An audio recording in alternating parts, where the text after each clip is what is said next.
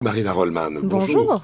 De retour d'une tournée triomphale aux États-Unis, c'est comme ça qu'on dit, non? Oui, oui, oui, il n'y a que des superlatifs qui s'appliquent là, effectivement. Et même là, vous n'étiez pas aux États-Unis, ces dernières semaines. Je fais des allers-retours, je suis partout, je suis ici, je suis nulle part. La semaine prochaine, je suis à Dinard, figurez-vous. Donc, Et alors, sur quoi avez-vous jeté votre œil cette semaine? Eh ben, j'ai décidé de parler de Prince.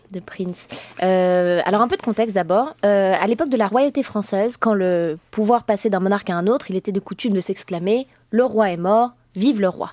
On perpétuait le cycle royal, on croyait en Dieu et en la résurrection. La mort faisait moins peur parce qu'au fond, c'était juste la troisième mi-temps.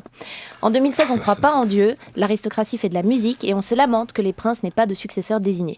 Parce que oui, à l'annonce de son décès, la platitude médiatique qui est revenue avec le plus de force et qui m'a frappée, ça a été de qualifier Prince d'irremplaçable. Les journalistes réalisant avec son départ qu'il n'y en avait pas deux comme lui. À ça, je répondrais premièrement sans blague. Deuxièmement, mais est-ce que ce serait pas un peu le cas de tout le monde, hein, y compris des pauvres ploucs anonymes qui n'ont jamais eu la bonne idée de jouer de la guitare violette en talonnette avec des mannequins à leurs pieds? Mais oui, qu'est-ce que c'est que ces histoires de remplacement? Moi, si un jour ma grand-mère décède, je serais super triste, j'ai pas envie qu'on vienne me dire « Oui, elle était super et elle est partie, mais tu sais qui d'autre est une super grand-mère? Marthe Villalonga. » Mais je m'en fous de Marthe Villalonga, enfin, c'est Solange Courvoisier que je veux. Alors entre nous, j'ai pas de grand-mère qui s'appelle Solange Courvoisier, hein. L'une, son prénom c'est Solange, l'autre, son nom de famille c'est Courvoisier, mais comme elles écoutent les deux, je voulais pas faire de jalouse. Toujours est-il, je sais pas si c'est parce qu'on vit les balbutiements du clonage, de l'imprimante 3D et de la dématérialisation de nos vies sur le cloud, mais en 2016, on doit se pincer quand quelqu'un meurt, tellement la notion de perte et de deuil ont été éradiquées de nos vies quotidiennes. Alors, ça m'embête un peu de casser l'ambiance, les amis, mais ça me paraît ma mission, en tant que salarié du service public, de rappeler cette vérité inéluctable à tous les sexagénaires matinaux de Romandie qui ont le bon goût de nous écouter. Tous les gens que vous connaissez vont mourir. Et si vous ne les voyez pas tous partir, c'est parce qu'entre-temps, c'est vous qui serez partis. Voilà, mauvaise nouvelle. Alors oui, il n'y avait qu'un Prince, mais en réalité, il y a aussi qu'un seul vous, et il y a également qu'un seul exemplaire de tous les gens que vous côtoyez. Personne n'est duplicable, enfin à part les frères Bogdanov, et on voit bien les limites de cette expérience.